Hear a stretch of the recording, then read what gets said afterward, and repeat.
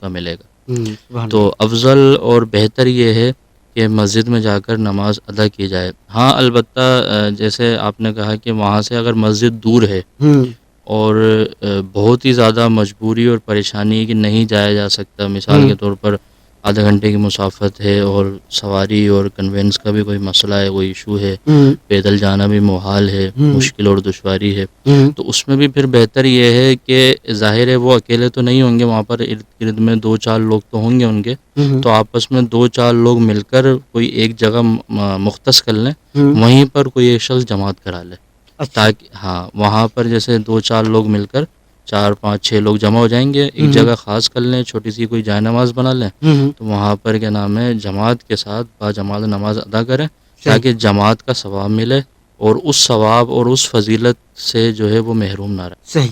تو جناب یہ عثمان صاحب آپ کے لیے جواب تھا، اور صدیق برکاتی صاحب سے ہی معلومات کر لیتے ہیں چونکہ خلیفہ ہیں برکاتی سلسلے کے.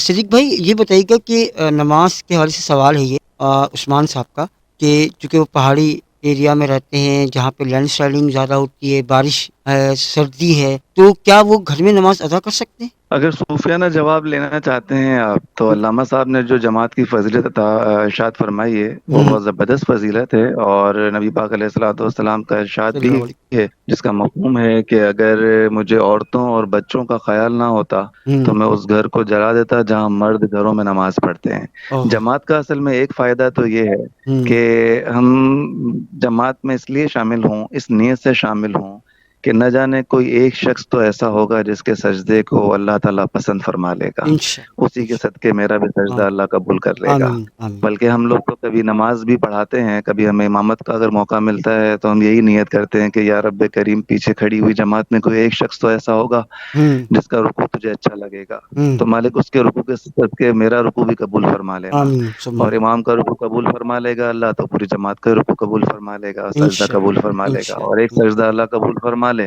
ہوں تو سارے ہی سجدوں کے لیے بھاری ہے. جی صحیح بات ہے صحیح بات ہے. تو جناب آج کے پروگرام کا وقت بھی اب ختم ہونے ہی والا ہے، اور لیکن آج جو گفتگو کی ہم نے تو بہت سارے آپ کے جو مسائل ہیں اس پر ہم نے بات کی ہے، خواب پہ بات کی ہے، ہم نے وضو پہ بات کی ہے، ہم نے غسل پہ بات کی ہے، ہم نے تیمم پہ بات کی ہے، ہم نے جماعت پہ بات کی ہے نماز کے حوالے سے. اور یقیناً جو وہ مسائل ہیں یہ وہ عام مسائل ہوتے ہیں جو لوگوں کو عموماً اس کے بارے میں علم نہیں ہوتا ہے. بدقسمتی سے ہم مسلمان ضرور ہیں لیکن ہم شاید اپنے دین کو سیکھنے کی کوشش نہیں کر رہے ہوتے. اور ہماری کوشش، اپنا ریڈیو نیو یارک کی ٹیم، اپنا ٹی وی نیو یارک کی ٹیم یہ کوشش کر رہی ہے کہ آپ کو اس پلیٹ فارم سے، اس سوشل میڈیا کے اس پلیٹ فارم سے آپ کو اویئرنیس دی جائے، آپ کو بتایا جائے، آپ ایک اچھے مسلمان بن سکیں تاکہ ہمارا نام بھی اچھوں کی لسٹ میں اللہ شامل کرے.